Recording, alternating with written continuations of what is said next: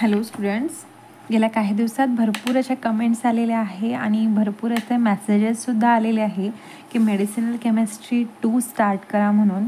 Regarding to these comments and messages आपण start करते आहे आपले मेडिसिनल केमिस्ट्री 2ला. तुम्ही सगळ्यांनी चॅनलला खूप छान रिस्पॉन्स दिला आहे, त्याबद्दल तुम्हा सर्वांचे खूप खूप आभार. आणि आय होप फ्युचरमध्येही आपल्याला असाच रिस्पॉन्स भेटणार आहे. आजपासून आपण आपला 5th सेमेस्टर स्टार्ट करणार आहे. त्याच्यामधला जो युनिट फर्स्ट आहे तो आपल्याला आज बघायचा आहे. स्टुडंट्स, युनिट फर्स्ट बघा. आता युनिट फर्स्टमध्ये आपल्याला अँटीहिस्टामिनिक एजंट दिले आहे.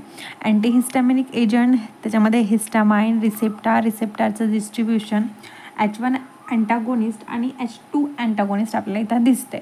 आता एवढे सगळे ड्रग्ज आपल्याला ह्या कॅटेगरीमध्ये दिले आहे, तर ह्या कॅटेगरीचा नेमका मिनिंग काय हे आपल्याला बघायला पाहिजे. ओके, हा जो आपला अँटीहिस्टामाइन वर्ड आहे याला जर आपण डिवाईड केला तर काय फॉर्म होतं?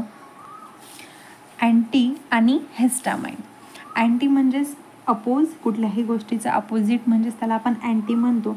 आणि हिस्टामाइन, आता हिस्टामाइन म्हणजेच काय? आता हा हिस्टामाइनवर आपला पूर्ण हा युनिट डिपेंड आहे. म्हणजेच आपल्याला हिस्टामाइन आधी समजून घ्यायला पाहिजे की नेमकं हिस्टामाइन म्हणजे काय, हिस्टामाइन करतो काय, कशामुळे येतो, त्याचं नेमकं नेचर काय आहे. ह्या सगळ्या गोष्टी जेव्हा आपल्याला डिटेलमध्ये माहिती असतात तेव्हाच आपण त्याच्या ड्रग्सविषयी स्टडी करू शकू. आता हिस्टामाइन म्हणजे काय? तर हिस्टामाइन हा एक केमिकल सबस्टन्स आहे जो आपल्या बॉडीमध्ये प्रेझेंट असतो आणि हा रिस्पॉन्सिबल असतो पेनसाठी, ॲलर्जिक कंडिशनसाठी, हायपर सेन्सिटिव्ह कंडिशनसाठी. तर हे जे काही हिस्टामाइन आपल्या बॉडीमध्ये रिलीज होतात, ह्या हिस्टामाइनला स्टॉप करायचं काम किंवा ह्या हिस्टामाइनचा अपोजिट करायचं काम जे करतं ते आपला अँटीहिस्टामिनिक ड्रग्स. सो हे जे ड्रग्स आहे ते ड्रग्स कसे फंक्शन करणार? तर ते अपोजिट फंक्शन करणार हिस्टामाइनचा. आता हिस्टामाइनचं जर अपोजिट फंक्शन करत असणार तर आपल्याला आधी माहीत असायला पाहिजे की ह्या हिस्टामाइनचं नेमकं फंक्शन काय आहे, राईट? हिस्टामाइनचं नेचर कसं आहे, हिस्टामाइन नेमकं काय आहे, कसा दिसतो, कसा राहतो, हे सगळं माहीत असेल तेव्हाच कुठं आपण त्याचा अपोजिट फॉर्म करू ना, राईट? सो बघूया नेमका हिस्टामाइन म्हणजे काय आहे. तर हिस्टामाइनबद्दल एक रफली आपल्याला आयडिया आली आहे की जे काही allergic condition, hyper sensitive condition असते तेव्हा आपल्याला ह्या हिस्टामाइन रिस्पॉन्सिबल असते. आता एक एक्झाम्पल घेऊया की आता तुम्ही मार्केटमध्ये कुठेतरी चालले असला किंवा कॉलेजमध्ये तुम्ही आहे आणि सडनली काय होतं की कुठली तरी धूळ वगैरे आली, डस्ट आली किंवा वारं आलं तर तेव्हा आपल्याला स्नीझिंग चालू होते. आता हे स्नीझिंग कशामुळे होते हे बघा. एखादी जी काही आपले पोलन ग्रेन म्हणू शकतो, त्याला डस्ट म्हणू शकतो, हे जे काही आहे त्याला आपण काय म्हणतो तर अँटीजन म्हणतो. म्हणजेच काय? Foreign material. म्हणजे जे काही आहे ते आपल्या बॉडीच्या बाहेर आहे, तर हे जे काही फॉरेन मटेरियल आहे त्याला आपण अँटीजन म्हणतो. जेव्हा हे अँटीजन आपल्या बॉडीमध्ये एंटर करतात, जेव्हा धूळ किंवा डस्ट ही आपल्या नोजमध्ये जाते, आपल्या माउथमध्ये जाते, तेव्हा काय होतं? आपल्याला शिंकायला येते अशा प्रकारे. तर काय होतं की सडन आपली बॉडी कशाचं तरी रिस्पॉन्स करते. ती जे काही फॉरेन मटेरियल आहे आपल्या बॉडीमध्ये एंटर होते, त्या फॉरेन मटेरियलला आपली बॉडी रिस्पॉन्स देते, राईट? कारण जे काही आहे ते बाहेरचं आहे, आपल्या बॉडीतले आहे का ते सेल्स, ते काही जे काही पोलन आहे, डस्ट आहे किंवा जे काही ॲलर्जंट आहे ते एक्सटर्नल मटेरियल आहे. तर ह्या एक्सटर्नल मटेरियलला रिस्पॉन्स आपली बॉडी करते. तर जी काही रिस्पॉन्स करते त्याला आपण अँटीबॉडीज म्हणतो. आता हे जे काही फॉरेन मटेरियल आहे, अँटीजन आहे, याला रिस्पॉन्स देणं का गरजेचं आहे? तर पहिली गोष्ट म्हणजे ते जे काही एक्सटर्नली फॉरेन मटेरियल आहे ते आपल्या बॉडीसाठी हार्मफुल असतात, ठीक आहे? म्हणून त्याला आपल्या बॉडीच्या बाहेर काढणं गरजेचं असते. म्हणूनच कुठलीही डस्ट जर आपल्या नोजमध्ये एंटर झाली, कुठलाही जे ॲलर्जन एंटर झाला तर आपण त्याला स्नीझिंग म्हणून त्याला रिप्लाय देतो. रिॲक्शनही स्नीझिंग केल्यामुळं काय होतं? हे जे काही एक्सटर्नल मटेरियल आहे जे आपल्या बॉडीमध्ये एंटर झालं होतं ते बाहेर निघून जातं आणि जे काही मटेरियल आहे, फॉरेन पार्टिकल आहे, ते बाहेर निघणं गरजेचं आहे. कारण ते हार्मफुल असू शकते, आपल्या बॉडीला टॉक्झिसिटी क्रिएट करू शकते किंवा आणखीन काही ॲलर्जिक कंडिशन प्रोड्यूस करू शकते. सेकंड जर एक्झाम्पल घेतलं तर आपला एखादा बॉडी पार्ट आहे किंवा आपला जे काही हात आहे, पाय आहे, फॉर एक्झाम्पल आपला हा हात आहे आणि याला कुठल्याही प्रकारची जर इंजुरी झाली तर काय होतं, इंजुरी झाली तर इथं फॉर एक्झाम्पल एखादा कट लागल्यावर काय होतं, ब्लिडिंग होतं. पहिली केस ब्लिडिंग होते.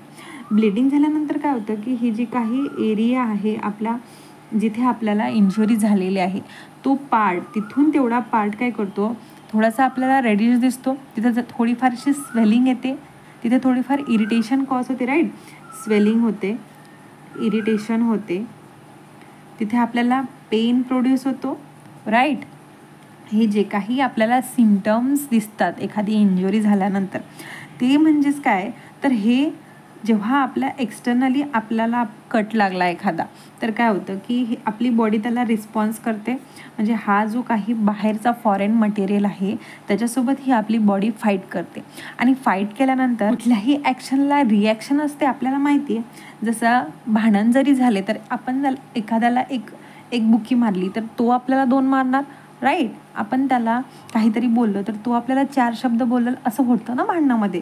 तर सेम केस इथं होतं की जेव्हा आपलं एक्सटर्नल मटेरियल आपल्या बॉडीला काहीतरी इंज्युअर करते तेव्हा आपली बॉडी त्याच्यासोबत फाईट करते आणि हे जेव्हा फायटिंग होत असते तेव्हा आपल्याला पेन, इरिटेशन, स्वेलिंग, रेडनेस अशा गोष्टी ऑब्झर्व होतात आणि हे जे काही ऑब्झर्वेशन घडून आणतं तर ते कोण घडून आणतं, तर हा आपला हिस्टामाइन आहे, तो हे सगळं घडून आणतो. इथपर्यंत सगळ्यांना क्लिअर झालं आहे की हे जे काही आपल्या बॉडीमध्ये होतं, जे काही ॲक्शनला रिॲक्शन दिसते ती कोण घडून आणते, तर तो आपला हिस्टामाइन घडून आणतो. सगळ्यांना क्लिअर आहे. आता ह्या हिस्टामाइनचं नेचर काय आहे की हा एका पर्टिक्युलर रिजनमध्येच त्याचं ॲक्शन शो करतो. म्हणजे कसं, आता बघा इथे आपल्याला कट लागला होता तर आपल्याला जे काही सेन्सेशन होतं ते इथून एवढ्या पार्टमध्ये होतं.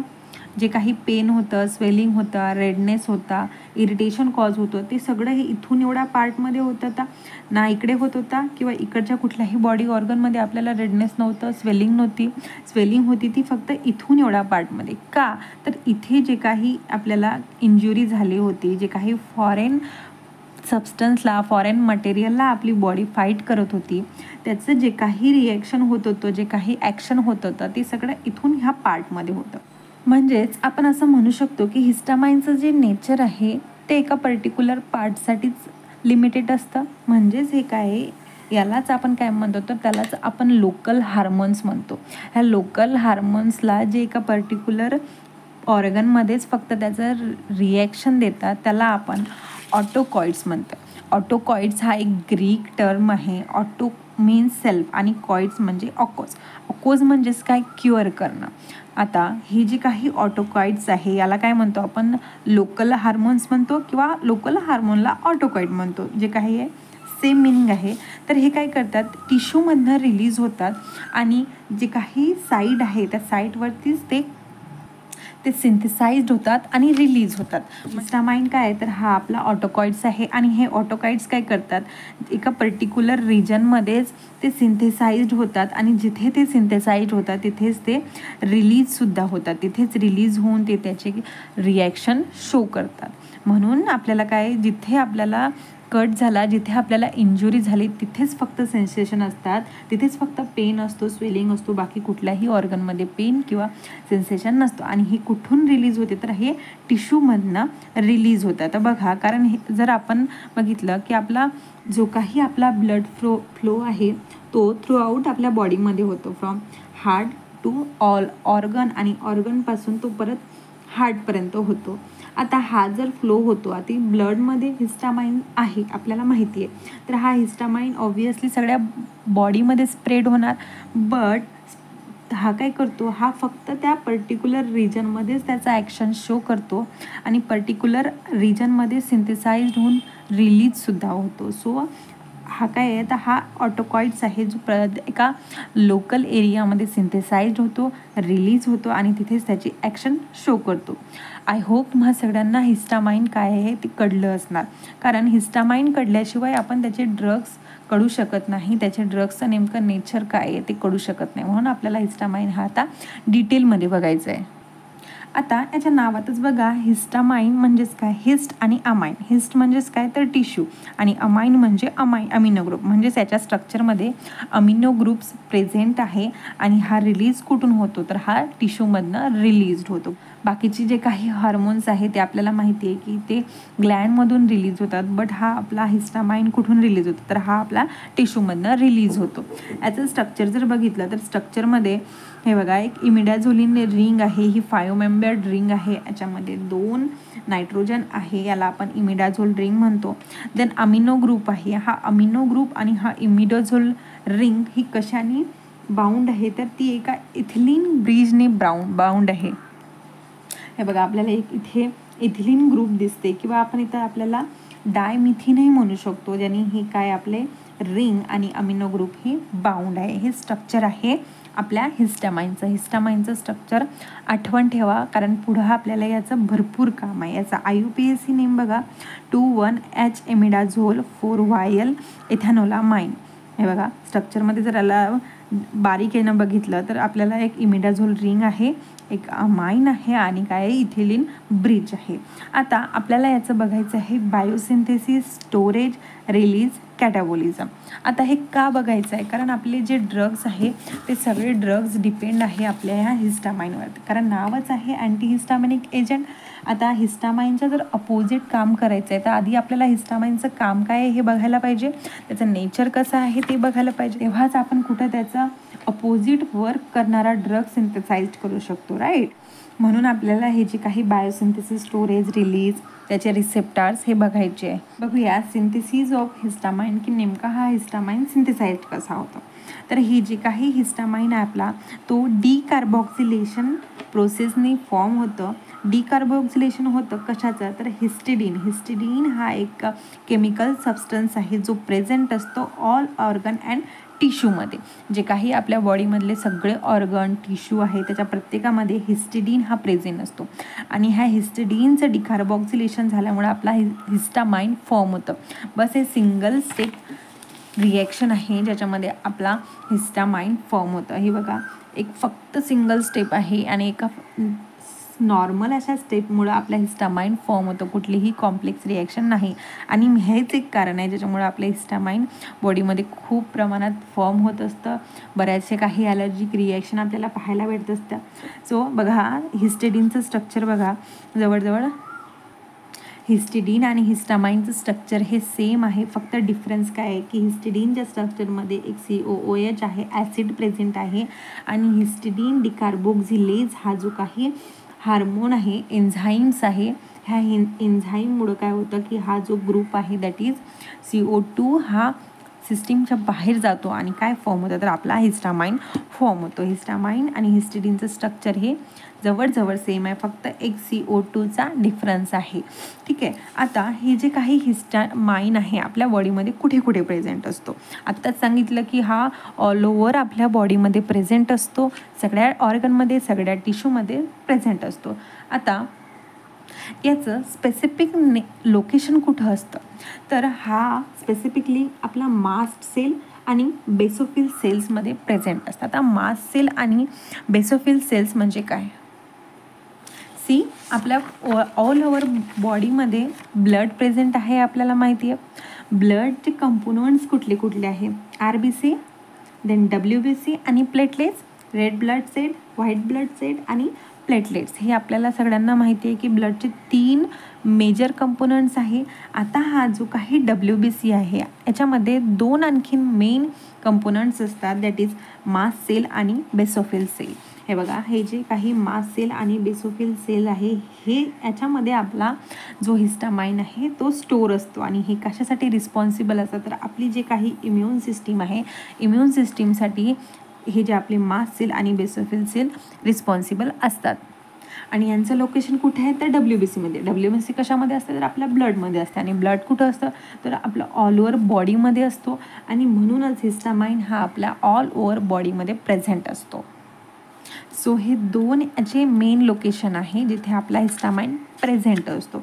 आणखी याचं मेन लोकेशन कुठलं आहे तर एंटेरोक्रोमॅफिन लाईक सेल्स असतात, हे सेल प्रेझेंट असतात आपल्या GIT मध्ये, गॅस्ट्रो इंटेस्टिनल ट्रॅकमध्ये हे सेल्स प्रेझेंट असतात आणि व्हेरायटी ऑफ न्यूरॉन्समध्ये सुद्धा हा आपला हिस्टामाइन प्रेझेंट असतो.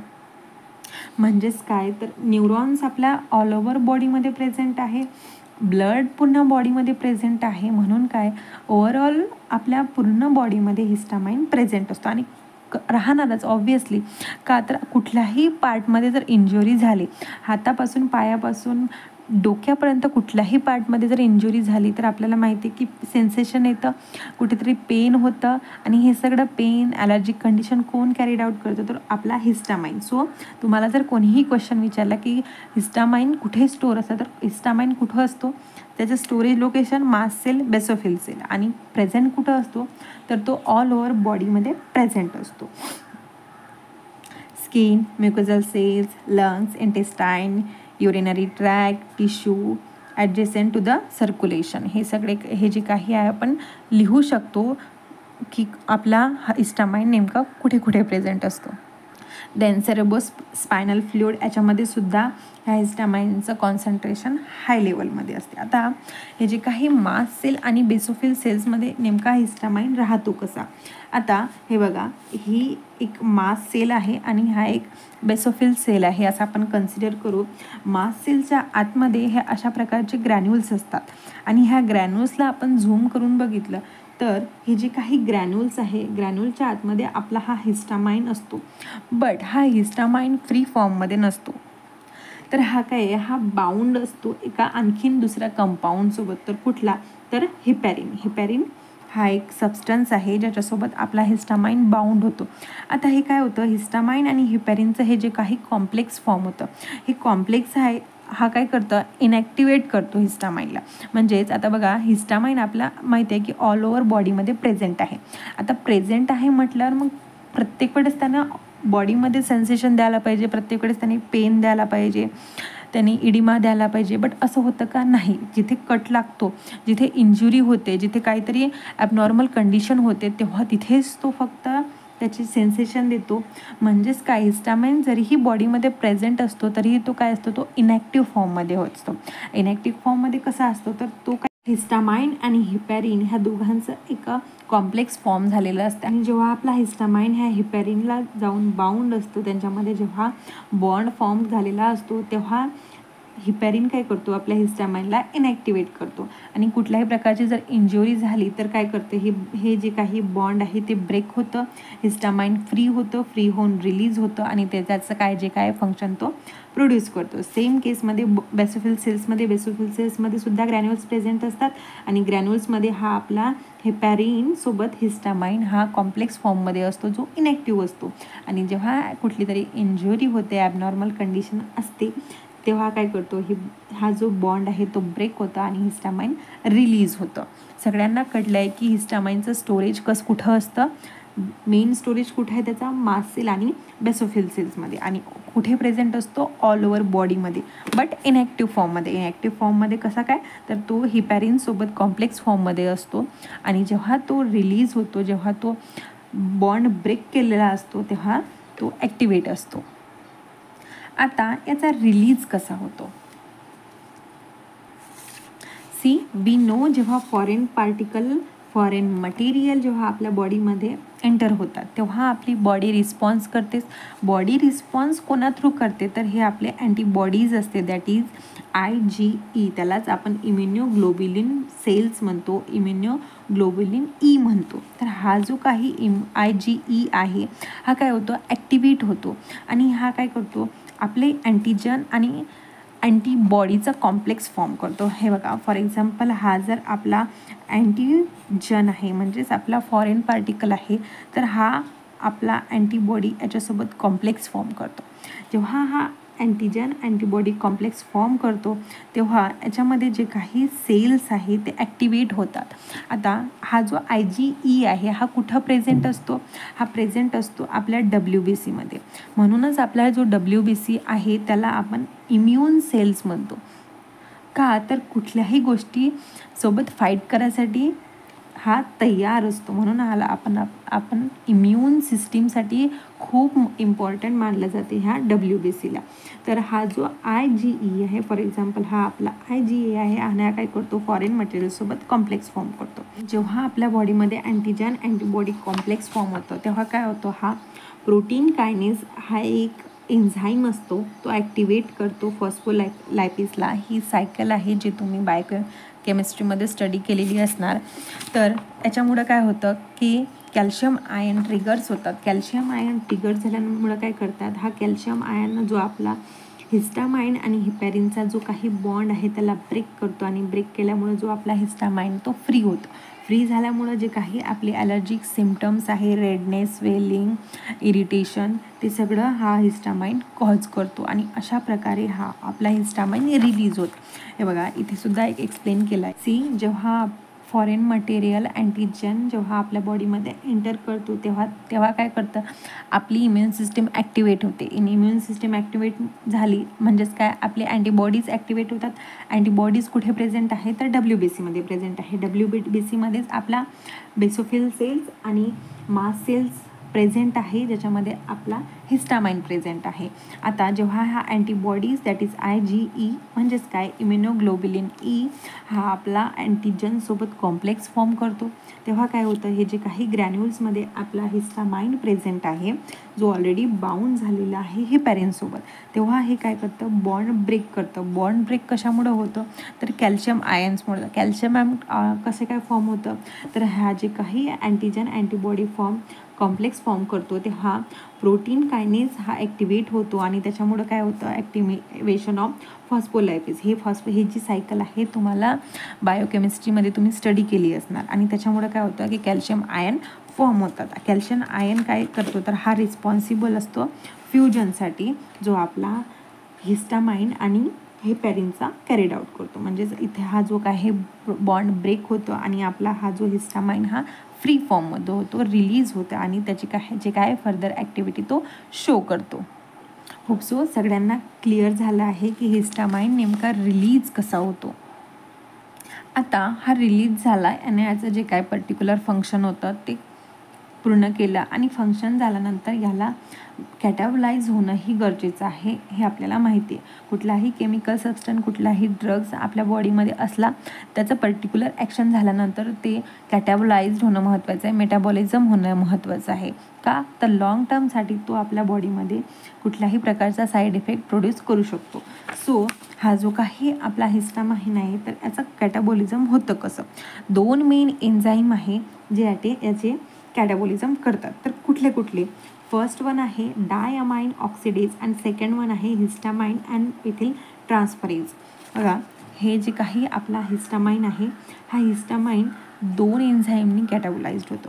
याची खूप मोठी लॉंग अशी प्रोसिजर आहे, बट मी इथं एक शॉर्टमध्ये डायरेक्ट फायनल प्रोडक्ट घेऊन तुम्हाला कॅटाबॉलिझम एक्सप्लेन करायचा प्रयत्न करते. का तर जरी हा पॉईंट सिलेबसमध्ये मेन्शन केलेला नाही, बट तुम्हाला हा पॉईंट माहीत असणं गरजेचं आहे की सिंथेसाइज झाला, रिलीज झाला तर याचा कॅटाबॉलिझम होतं कसं. ठीक आहे, म्हणून मी इथे मेन्शन केलं आहे की नेमकं कॅटाबॉलिझम कशामुळं होतं. आपला हिस्टामाइनचं स्ट्रक्चर बघा, जेव्हा हिस्टामाइनमध्ये आपला डायअमाइन ऑक्सिडेज ॲक्ट होतो तेव्हा काय फॉर्म होतं तर इमिडाझोल ॲसिटिक ॲसिड फॉर्म होतं आणि याच्यावरती जेव्हा हिस्टामाइन अँड मिथिल ट्रान्सफरेज जाऊन अटॅक करतो तेव्हा मिथिल इमिडाझोल ॲसिटाल्डिहाइड हा फॉर्म होतो. So this is a catabolism of histamine. आणि कॅटाबॉलिझम काय इम्पॉर्टंट आहे तर ॲक्टिवेट झालेल्या हिस्टामाइनला डिॲक्टिवेट करायसाठी ही कॅटाबॉलिझम इम्पॉर्टंट आहे. Then most important receptors of histamine.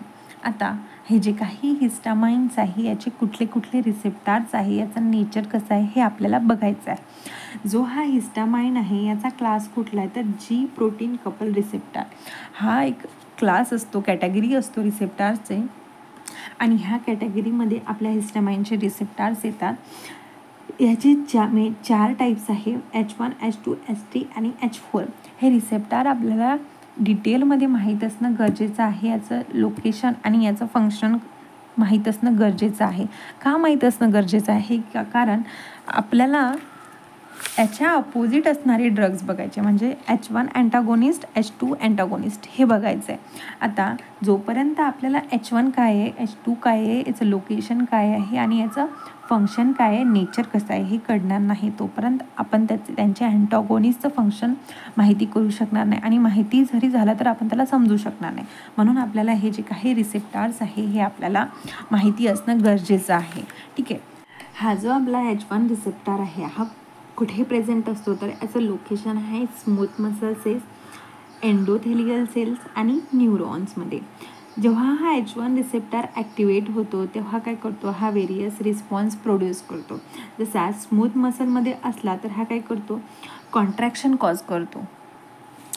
माहिती आहे आपल्याला की हे जे स्मूथ मसल कुठे कुठे प्रेझेंट आहे, ब्रोंकायमध्ये हा प्रेझेंट असते, इंटेस्टाईनमध्ये प्रेझेंट असतात. तर हा काय करतो, ब्रोंकायमध्ये काय करतो, ब्रोंको कॉन्स्ट्रिक्शन करतो. म्हणजेच फॉर एक्झाम्पल हे जे काही ब्रोंकियल सेल्स आहे तर त्याला काय करतो, कॉन्स्ट्रिक्ट करतो, म्हणजेच काय करतो, याचा डायमीटर कमी करतो. देन सेकंड रिसेप्टार्स आहे H2 रिसेप्टार. हा H2 रिसेप्टारचं लोकेशन काय, तर हा स्टमक लायनिंग म्हणजेच आपले जे काही स्टमक्समध्ये परायटल सेल्स असतात त्याच्यामध्ये प्रेझेंट असतात.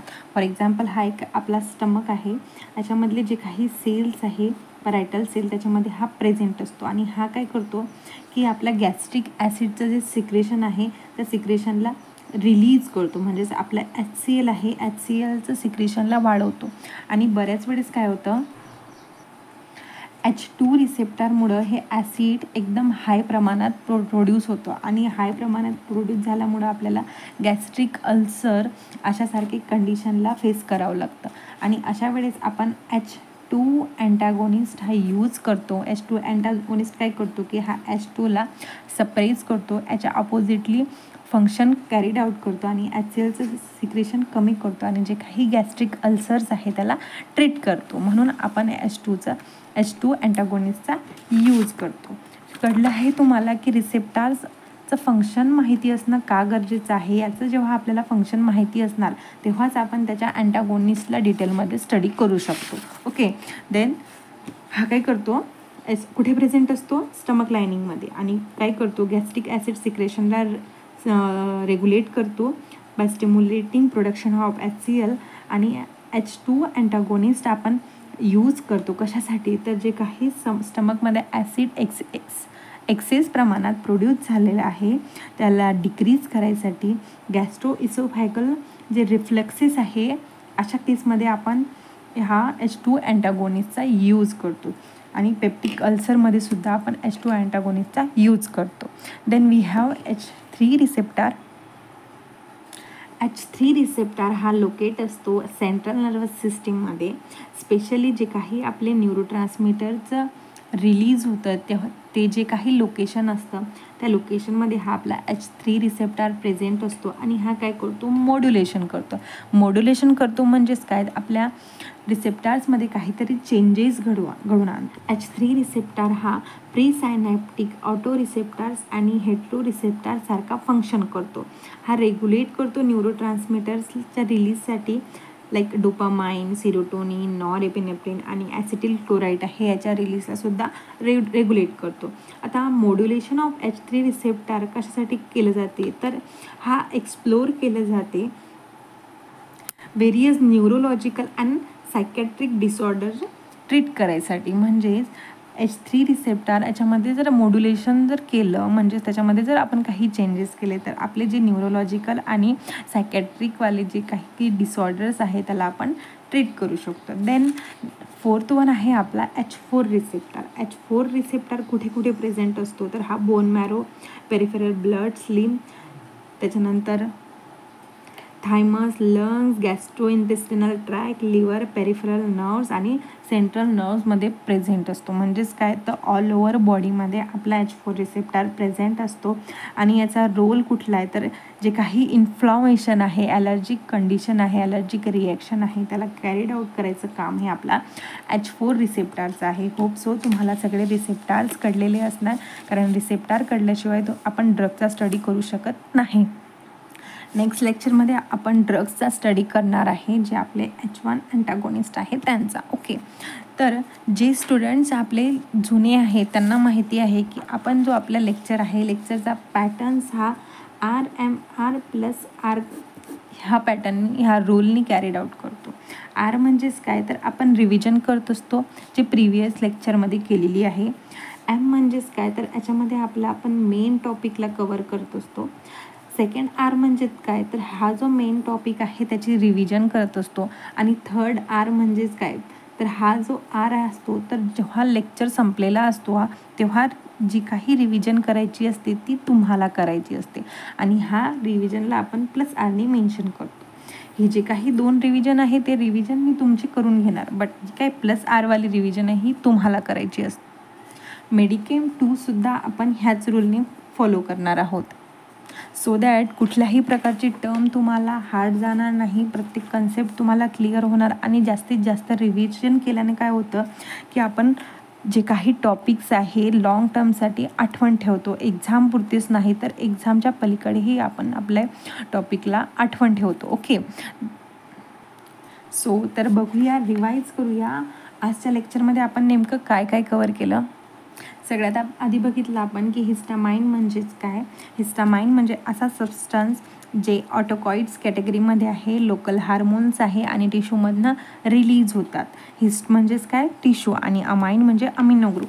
हिस्टामाइनचं स्ट्रक्चर बघितलं आहे, ज्यामध्ये एक इमिडाझोल रिंग असते, अमिनो ग्रुप असतो जो इथिलीन ब्रिजनी अटॅच झालेला असतं. देन याची सिंथेसिस बघितली की नेमका हा सिंथेसाइज कसा होतो, तर हिस्टिडीन ह्या कंपाऊंडपासून हा फॉर्म होतो बाय कार्बॉक्झिलेशन प्रोसेसने. काय होतं की याच्यामधला हा जो CO2 आहे तो कंपाऊंडच्या बाहेर जातो आणि हिस्टामाइन फॉर्म होतो.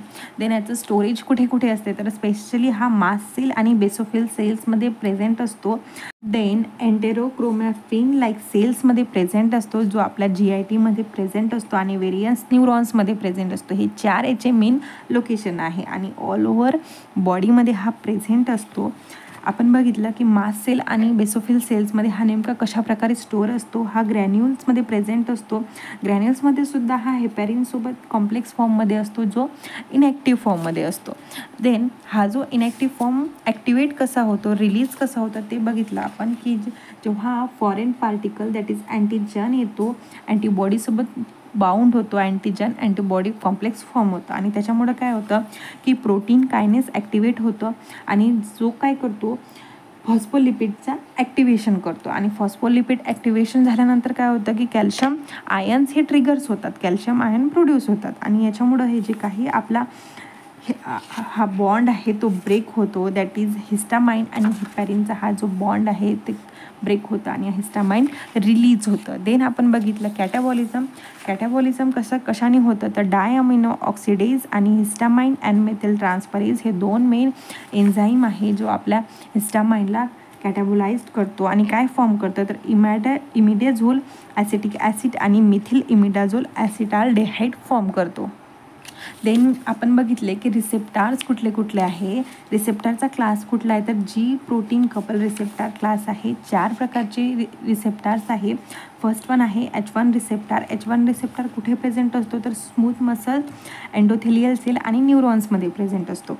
ॲज अ ॲक्टिवेशननं काय काय होतं, तर स्मूथ मसल्समध्ये कॉन्ट्रॅक्शन होतं, ब्रॉन्को कॉन्स्ट्रिक्शन करतो, इंटेस्टिनल क्रॅम्प प्रोड्यूस करतो आणि काय करतो वस्क्युलर परमॅबिलिटी इन्क्रीज करतो आणि त्याच्यामुळे काय होतं इडिमा प्रोड्यूस होतो, स्वेलिंग प्रोड्यूस होतं. Then stimulation of sensory nerve ending, त्याच्यामुळे आपल्याला इचिंग आणि पेन प्रोड्यूस होतं.